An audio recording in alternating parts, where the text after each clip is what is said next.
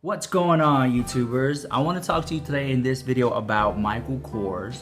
Michael Kors is a brand that, to me, just exploded overnight. Now, it's been around for a very long time. It even had a high-end runway, and it still does to this day, almost like a Privé collection, you know, something like that.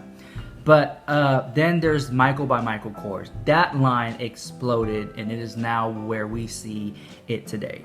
I used to be a really big Coach lover way back in the day. And as you get older, you evolve and you discover new brands, and you may sell all your old stuff to purchase new things and things of that nature. And I really do think that Michael Kors was really like a special brand, but I really see it just flooding the market, and it's just everywhere. And Coach is actually making a comeback with this new designer and higher price points, but I feel like Michael Kors is ultimately becoming what Coach was. Now, I want to show you a couple pictures where I feel why Michael Kors is successful, and it is the fact that it replicates higher end bags. So as we can see here, we have, I believe this is the Speedy, this could be a Speedy 35, and then we have a Michael Kors bag, they call it the Graceland Bag. These bags look very similar. So if you want a Speedy, it's going to cost you somewhere around $1,200, maybe $800, $900.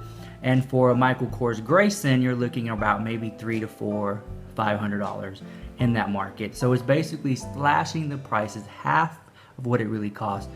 And it's, I think, the same material. This is a mocha, I'm trying to think. It's not a PVC, no, I think it is PVC leather. That's what it is.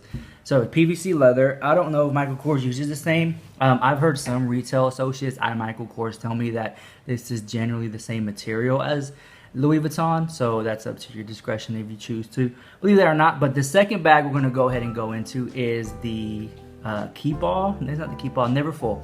The Neverfull bag is such an iconic bag. So when Michael Kors copied it, and they maybe called it Jet Set. I forgot the name of the bag, but it's really cool. As you can see again, how they replicated a popular bag. Now moving on, another really cool bag is the Chanel GST, or Grand Shopping Tote. That was a really good bag. Actually, Chanel really priced this really affordable, and I don't think they're for sale anymore. But you can see Michael Kors also went ahead and replicated the same design. Now I'm not saying that they stole the idea. It's perfectly fine. Businesses do this all the time. However, when you're such a big brand like Michael Kors is, people just tend to put a magnifying glass toward it. This happens all the time.